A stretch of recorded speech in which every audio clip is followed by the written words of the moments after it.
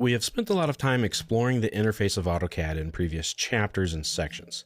I wanted to make sure that you knew how to work inside of AutoCAD. Enough is enough. Let's actually learn how to draw something. I'm sure you're very excited about that. Well, that's the focus of this section of videos. Now, it's likely that the most common object drawn in the average 2D file in AutoCAD is the line. Now, it might be the easiest object to draw even, just 2 endpoints, just 2 clicks of the mouse, but there are many ways to draw it. So let's get into a blank file that we can use. So if you're in Get Started, just go to your templates and open up an AutoCAD.dwt file. No need to save it or anything, we're just going to go through the command. Now to start the line command, you can go to a lot of different places to do that. If you go to the ribbon, you can go to the Home tab. On the draw panel, this is the line command right here. Left click on it, and it's the line command. You can also type in the word line, press enter, and draw another line. Or you can just type in the letter L. They all get you to the same place, and they all work the exact same way. Let's erase these, and let's take a good hard look at the line command. Now the line command is pretty simple. It consists of 2 points. You start the command, pick your first point, move your mouse, pick your second point. That's it. Press return to finish it up, and you have a line. Now the real trick is drawing a line at a specific length, at a specific angle, or a specific location. Fortunately, AutoCAD gives us the ability to draw lines as accurate and as precisely as we want to, and in a lot of different ways. Now, there are many ways, of course, to draw the line we need. Some of the options that we have are by coordinates, by length, by relative direction, by angle, by relative coordinates, and almost any combination of these. Now, if you're starting a brand new drawing, it can be difficult to figure out exactly where to start. I suggest that you find a line that you can base all of your other lines from and go from there. Now in this example, we're going to draw a very simple outline of a house. So I'm going to erase this line here so that we have a clean drawing to work on. So we're going to draw a horizontal line that's 50 feet across. First, let's start with a blank drawing. And I wanted to make sure that we're working in architectural units. So type in the word units, press enter. Make sure we're in architectural and we're in inches, which we are.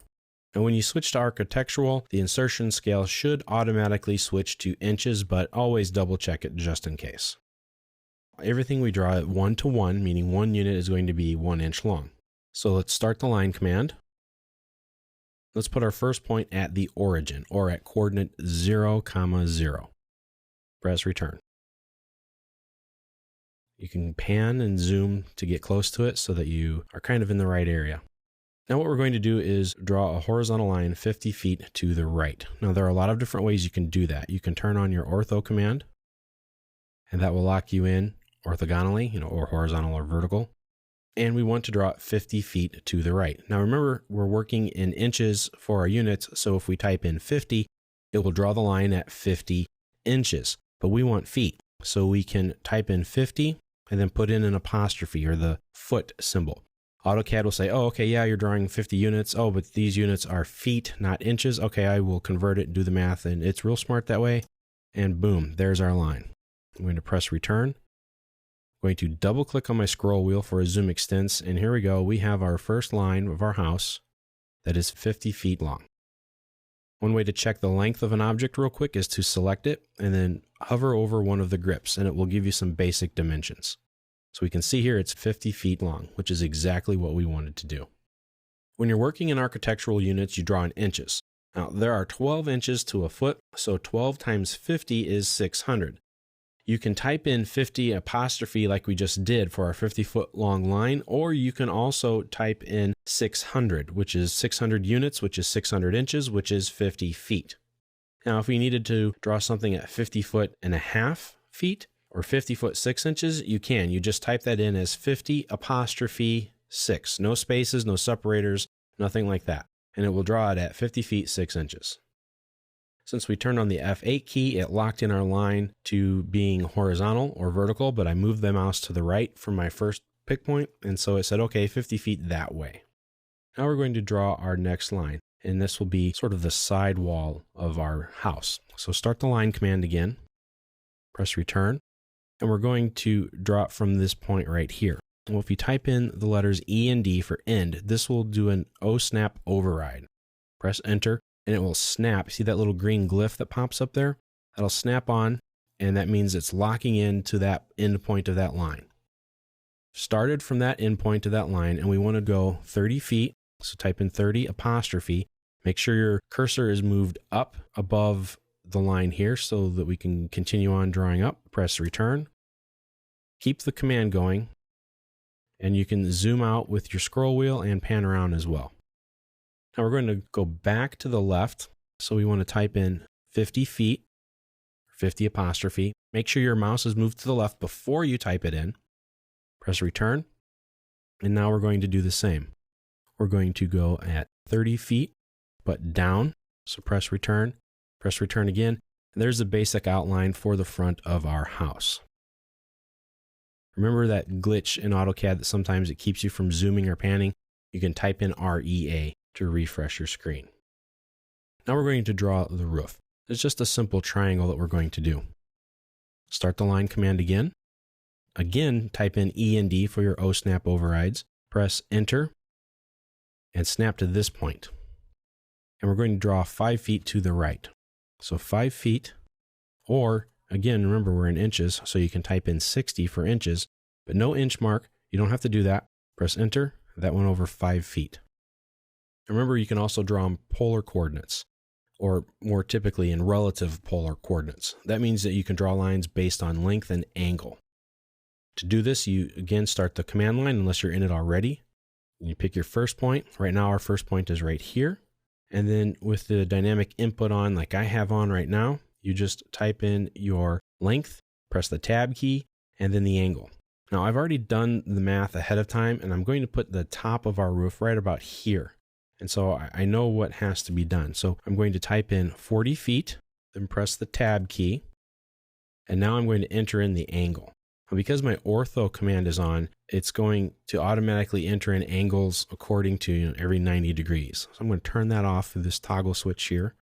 And now you can get a better look at it.